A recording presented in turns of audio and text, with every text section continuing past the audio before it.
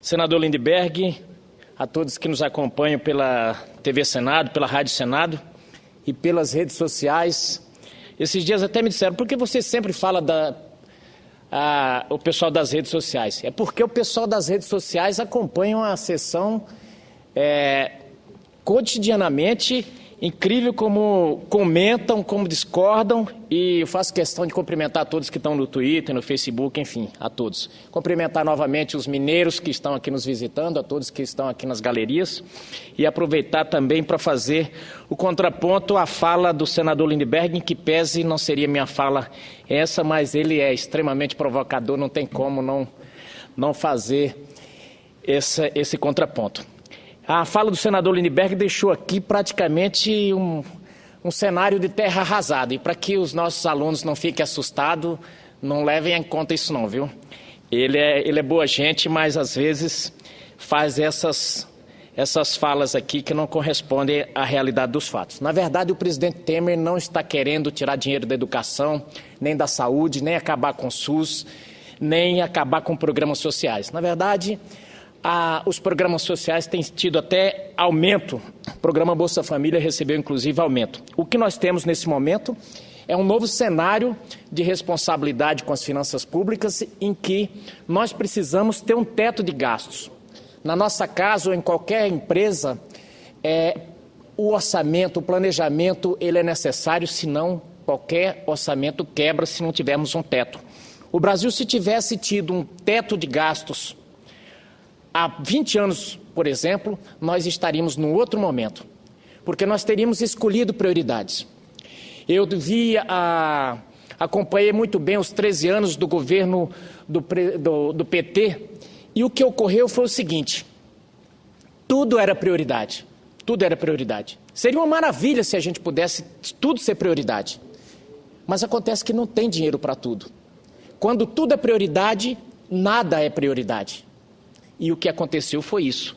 O ano passado, a presidente Dilma já teve que cortar em 87% todos os programas sociais porque faltou dinheiro. Essa é a grande verdade. A presidente Dilma está sendo caçada nesse momento por quê? Porque faltou dinheiro, gastou demais. Gastou demais e ela incorreu em crimes de responsabilidade. E aqui tentam confundir. O senador acabou de dizer, estão querendo caçar uma presidente honesta. E, na verdade, esse discurso é interessante e eu tenho dito que ele é um Ronaldinho na defesa da presidente. Faz uma defesa muito bem feita. E nesse ponto é que está o pulo do gato. Tentam confundir a presidente com a pessoa física da presidente Dilma. Tentam confundir a presidente Dilma com Dilma Rousseff. São duas coisas diferentes.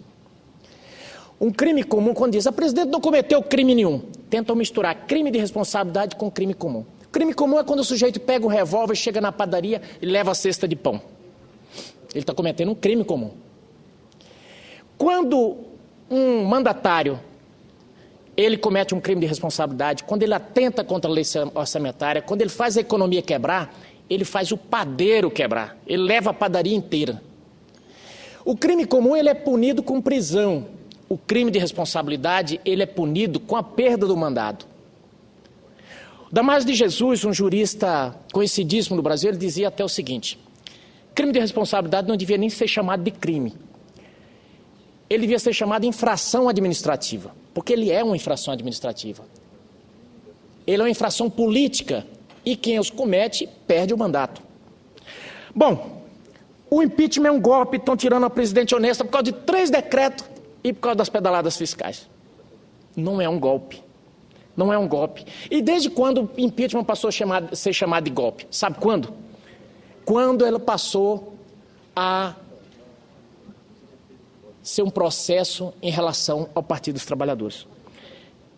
Se eu não me engano, foi Eduardo Jorge que disse o seguinte: nós pedimos impeachment até do presidente do Corinthians.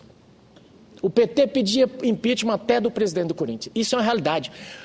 O PT fez pedido de impeachment, se eu não me engano, de todos os presidentes depois do Collor, menos do Lula e da Dilma, obviamente. Mas Fernando Henrique, Itamar, todos eles fizeram pedido de impeachment. Isso era golpe? Não. Por quê? O impeachment é uma figura constitucional, está lá esculpida na nossa Constituição, é o procedimento normal pelo que se faz quando um mandatário comete algum crime.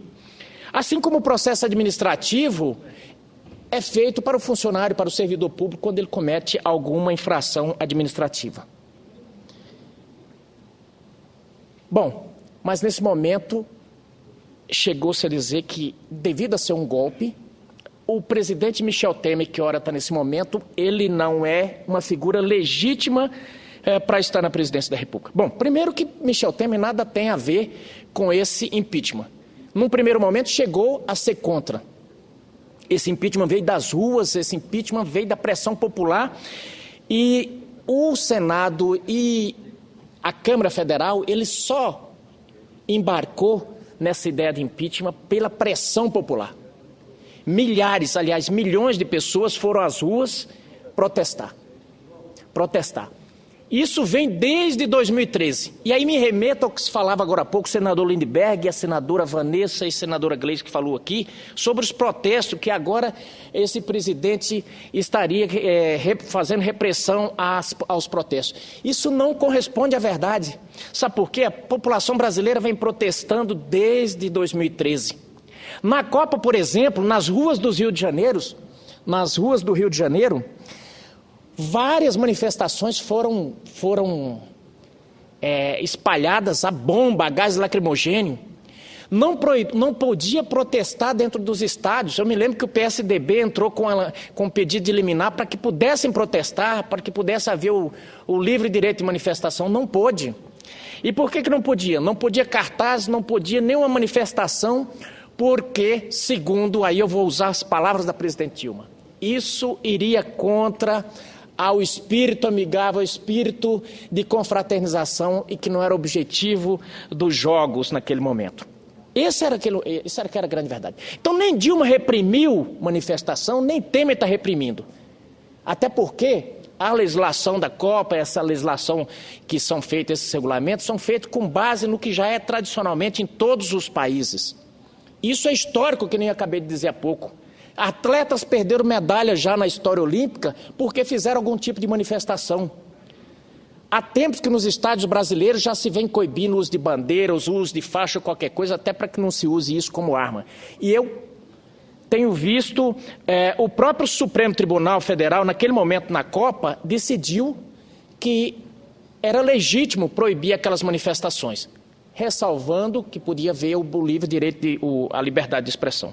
Então isso aí era só para esclarecer de que, na verdade, não está havendo repressão alguma. E dito isso, vou aproveitar para ler um artigo do presidente Michel Temer que escreveu no jornal Hoje. E vem bem a calhar devido à discussão que estamos tendo aqui.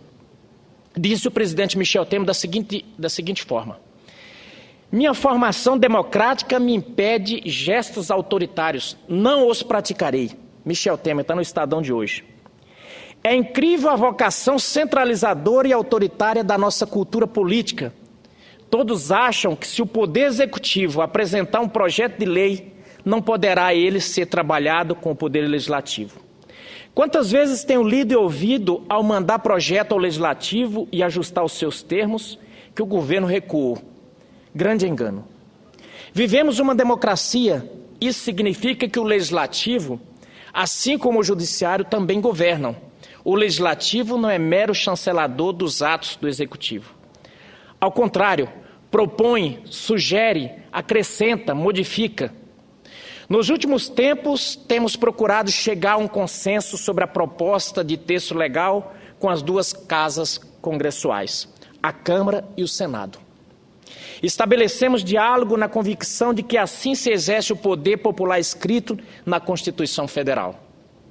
O exercício do poder unitário, unipessoal, só é encontrável nas ditaduras, mas compreendo sociologicamente a nossa vocação centralizadora. Basta apanhar a história do Brasil desde os tempos da colônia. Primeiro ganhamos as capitanias hereditárias, depois o governo geral. Em seguida veio o Império com o Estado unitário.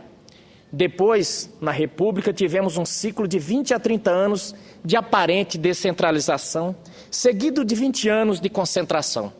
Foi assim de 1891 a 1930, de 1930 a 1945 e de 1945 a 1964 e daí até 1988. Esses ciclos históricos revelam que a tendência centralizadora absoluta é marca da nossa concepção política. As pessoas sempre almejam que a União cuide de tudo e de todos. E, na União, o Executivo, sempre identificado como governo, todo controle. Trata-se, aliás, da tendência de considerar o poder executivo como salvador da pátria, supridor das demandas da sociedade, a cujo poder da caneta os outros poderes sempre recorrem, buscando apoio e, sobretudo, recursos. Cientistas sociais como Maurice Duverger chegam a apontar a alta concentração do poder no comando do executivo como uma característica da América Latina, tradição que vem desde os tempos da colonização e da cultura ibérica. Nos colonizadores concentrava-se toda a força e essa condição, de certa forma, se enraizou no presidencialismo. Como podemos identificar entre nós, quando a República tomou o lugar do Império. Tornou-se bastante comum por aqui o recorrente conceito sobre o presidencialismo, de cunho imperial, com que se procura caracterizar a força do nosso sistema de governo. Situação que deixaria em desequilíbrio a tríade de poderes arquitetada por Montesquieu. É fato, entretanto, que a democracia, entendida como governo de todos, afinal o poder emana do povo, é exercida pelos poderes executivo, legislativo e judiciário, mas é dificilmente compreendida. Volto a registrar que a ideia reinante é de que o executivo produz e o legislativo deve simplesmente aprovar. Um contrassenso, não é e nem deve ser assim. De igual maneira, a federação, nela a União e Estados são autônomos. A União não pode interferir nas competências dos Estados sob pena de inconstitucionalidade. A eles, Estados, cabem as chamadas competências residuais, ou seja, cabe-lhes o resíduo, o resto do que não foi expressamente conferido à União e seus municípios. Entre as residuais, a principal delas é a competência para dispor sobre sua administração interna. A organização, a estrutura, os direitos e deveres dos seus servidores constituem o núcleo da sua competência residual. É tão grave a eventual incursão da lei federal sobre as competências dos Estados que a Constituição Federal chega a registrar o impedimento de emenda constitucional que visa abolir a federação. Ou seja, é preciso preservar a competência dos Estados. Artigo 60, parágrafo 4º, inciso 1. Por outro lado, a mesma Constituição prevê a intocabilidade da separação dos poderes, no artigo 60, parágrafo 4º, inciso 3. Faço essa afirmação para concluir. 1. É indisfarçável a nossa tendência à concentração. 2. A nossa história assim o registra. 3. As nossas instituições estão funcionando regularmente, sem interferência de um poder em outro. 4. Temos agora a oportunidade de romper com esse ciclo histórico de agressão à separação de poderes e à federação, suportes de uma democracia. Também me expresso dessa maneira a propósito de projeto de lei que estabelece repactuação da dívida dos Estados com a União. Embutido nela um teto de gastos para os Estados. Trata-se de teto geral, passível de revisão anual apenas pelo índice de inflação. Tal, aliás, como estamos fazendo com os limites de gasto da União. No primeiro momento, o projeto continha regras referentes à Lei de Responsabilidade Fiscal. Chegando à Câmara dos Deputados, dialogamos, conversamos, negociamos e fizemos, por acordo, o projeto manter-se nos parâmetros constitucionais para apresentar, logo em seguida, a atualização da Lei de Responsabilidade Fiscal. Tudo em consonância com a Constituição Federal, artigo 169, que autoriza que lei complementar estabeleça limites para o pessoal ativo e inativo. No caso, o limite de despesas primárias correntes está limitado à variação da inflação. É quanto basta. Se os Estados decidirem criar despesas em algumas áreas, no exercício de sua autonomia, deverão retirar esses valores de outros gastos. Importa obedecer ao limite de gastos previsto no projeto, respaldado pelo artigo 169 da Constituição Federal. Este escrito se destina a evidenciar que minha conduta se respalda na Constituição Federal. Digo mais, minha formação democrática me impede gestos autoritários. Não os praticarei. Esse é o caminho para a consolidação de um sistema participativo que nos levará ao ajuste fiscal necessário, ao crescimento com combate ao desemprego, ao desenvolvimento e à paz social, tão desejada pela imensa maioria do povo brasileiro. Cabe aos críticos do governo, aqueles que aludem recuos, escolher a via que desejam, o autoritarismo, quando não há diálogo, ou a democracia. A minha escolha já está feita, dela não me desviarei. Esse aqui é um artigo que está hoje nos jornais, escrito pelo presidente Michel Temer. E responde justamente a críticas que foram feitas aqui sobre não ser democrata, sobre ser repressor. E quando se fala aqui em não ter legitimidade, eu digo que eu não votei no presidente Michel Temer. O presidente Michel Temer foi eleito junto com a presidente Dilma e quem apertou 13 estava votando naquela chapa. Se no momento da votação, e é por isso que o legislador fez isso, justamente para que a chapa una, no momento em que a pessoa vai votar, se não concordasse com o vice, ele faria o quê? Não votaria na chapa. Bom, se na vacância do cargo de presidente não pode assumir o vice, para que teríamos essa figura constitucional? Portanto, Michel Temer é uma consequência constitucional. Como já disse, não... Já concedo. Como já disse, ele não foi quem propôs esse impeachment. Ele não trabalhou pelo impeachment. Ele só acabou herdando todo esse processo que veio das ruas, que começou lá em 2013, que veio protesto atrás de protesto, e a derrocada desse projeto do Partido dos Trabalhadores, que eu lamento,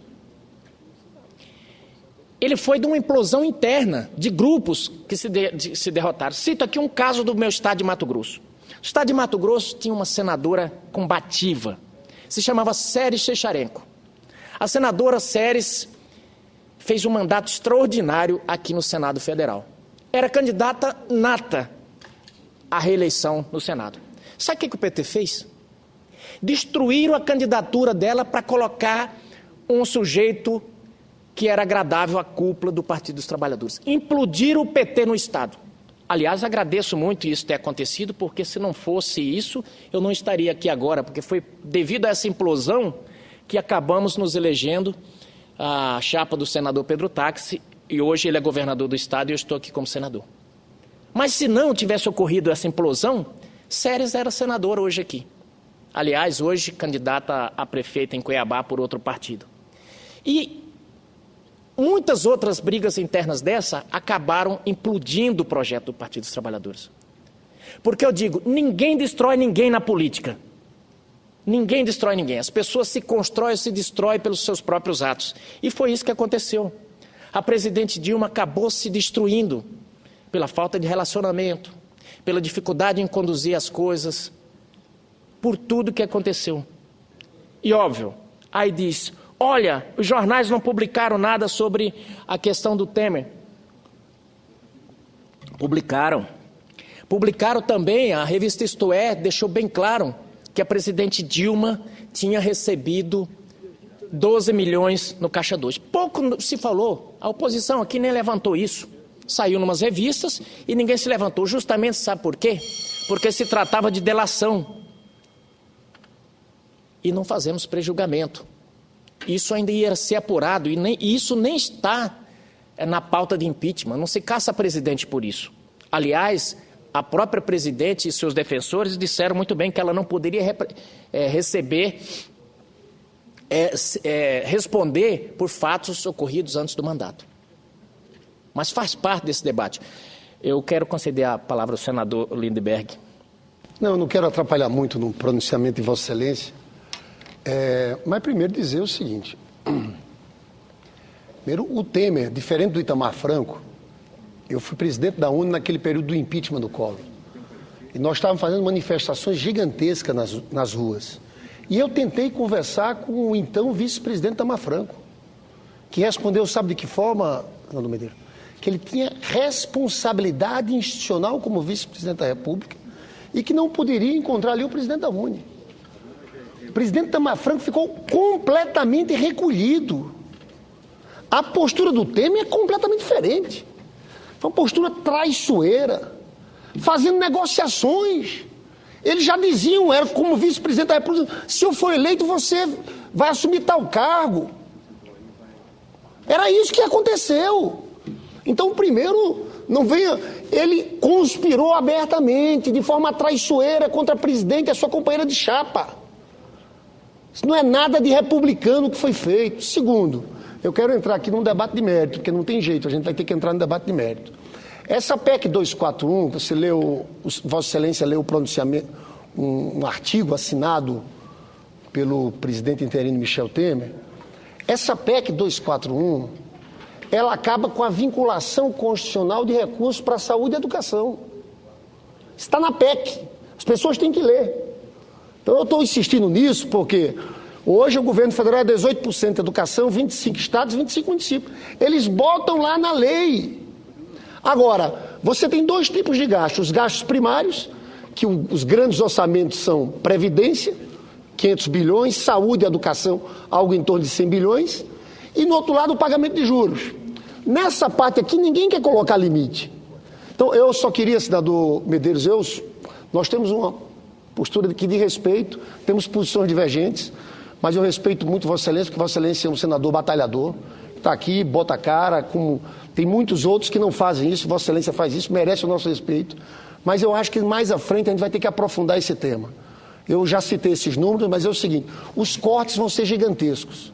Né? E na saúde a minha preocupação é o seguinte, você quer colocar um limite para a inflação pelos próximos 20 anos.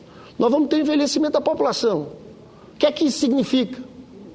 Isso significa piora do sistema de saúde. Nós tivemos uma ampliação das universidades, como as universidades vão sobreviver.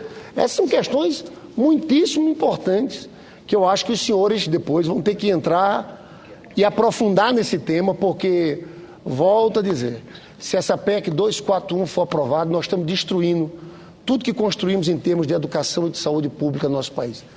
Peço desculpas pela parte prolongada, cumprimento Vossa Excelência e devolvo a palavra para o senador Medeiros. Muito obrigado, senador Lindbergh. Vossa Excelência é um dos senadores mais duros de debater aqui, um estudioso e um combatente, um zagueiro do tipo do Simeone na zaga da presidente Dilma. Mas, como eu dizia há pouco, e aí concordo com Vossa Excelência, nós precisamos aprofundar o debate. Existem algumas anomalias no nosso sistema, por exemplo, nossa saúde. Nós temos gastos muito grandes de impacto, gastos importantes na saúde, só que essa saúde não está chegando na ponta. E aí eu digo das pessoas que estão nesse momento esperando remédio de alto custo, das grandes filas que estão nos corredores. E ao mesmo tempo a pergunta que nós temos que fazer é o seguinte, nós estamos gastando pouco ou muito ou estamos gastando mal? Na educação, por exemplo, tenho conversado com vários prefeitos e alguns dizem, eu não sei o que fazer mais, porque eu já gastei tudo que podia na educação e eu preciso fechar, eu preciso cumprir a lei, que tem o teto de gasto, mas eu não tenho mais o que comprar. Quer dizer, isso é em várias prefeituras que temos. Ele já, quer dizer, o dinheiro poderia ser mandado para outra parte, para a saúde, por exemplo, mas ele não tem como fazer isso, porque ele tem que cumprir aquele teto ali. Então nós precisamos fazer essa aprofundação, essa reflexão. Na saúde, por exemplo, é um perigo hoje, por exemplo, é o seguinte, eu tenho dito, o cargo de secretário de saúde, quando o sujeito vai entrar, eu até brinco com os secretários, eu digo, é um preso em potencial. Por quê? A demanda é grande, a promotoria entra com ações e às vezes as prefeituras não têm dinheiro. Então, nós precisamos fazer esse grande debate. Nós precisamos, por isso, senador Lindbergh, de fazer esse ajuste. Eu, por exemplo, vi que há poucos dias antes de acontecer o impeachment, a presidente Dilma fazia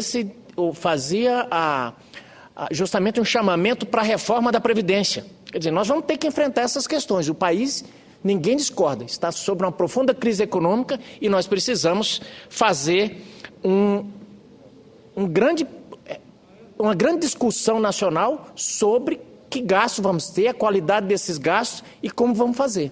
Agora, destabelar tudo, dizer, olha, não vamos ter limite de gastos, é um perigo porque nós temos dinheiro para isso? Se tivesse, seria interessante, mas não temos. Muito obrigado, senhor presidente, pela tolerância, Vossa Excelência me concedeu.